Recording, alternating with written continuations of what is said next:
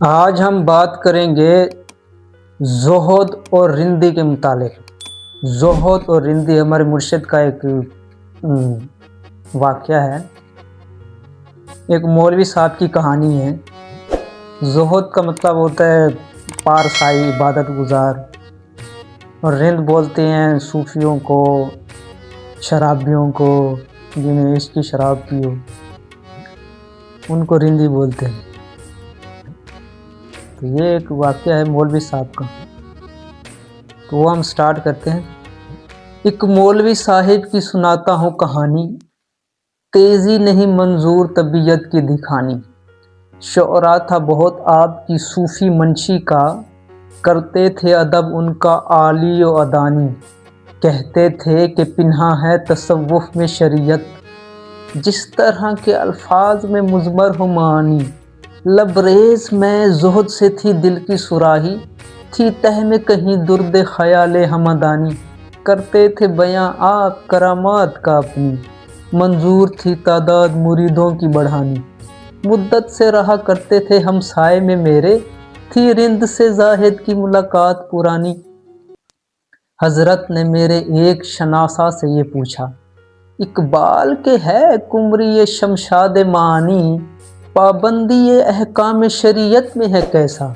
وہ شعر میں ہے رشک کلیم ہمدانی۔ سنتا ہوں کہ کافر نہیں ہندو کو سمجھتا، ہے ایسا عقیدہ اثر فلسفہ دانی۔ ہے اس کی طبیعت میں تشیع بھی ذرا سا، ہے اس کی طبیعت میں تشیع بھی ذرا سا، تفصیل علی ہم نے سنی اس کی زبانی۔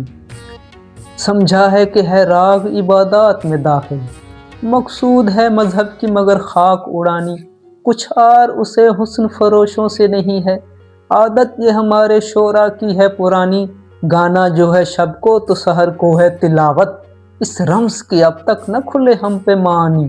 لیکن یہ سنا اپنے مریدوں سے ہے میں نے، بے داغ ہے مانند سحر اس کی جوانی۔ مجموعہ ازداد ہے اقبال نہیں ہے، دل دفتر حکمت ہے طبیعت خفاقانی۔ رندی سے بھی آغاز شریعت سے بھی واقف، پوچھو جو تصوف کی تو منصور کا ثانی۔ اس شخص کی ہم پر تو حقیقت نہیں کھلتی، ہوگا یہ کسی اور ہی اسلام کا بانی۔ القصہ بہت طول دیا واز کو اپنے، تا دے رہی آپ کی نقص بیانی۔ اس شہر میں جو بات ہو اڑ جاتی ہے سب میں نے بھی سنی اپنے احبا کی زبانی۔ ایک دن جو سر راہ ملے حضرت زاہد، پھر چھڑ گئی باتوں میں وہی بات پرانی۔ فرمایا شکایت وہ محبت کے سبب تھی، تھا فرض میرا راہ شریعت کی دکھانی۔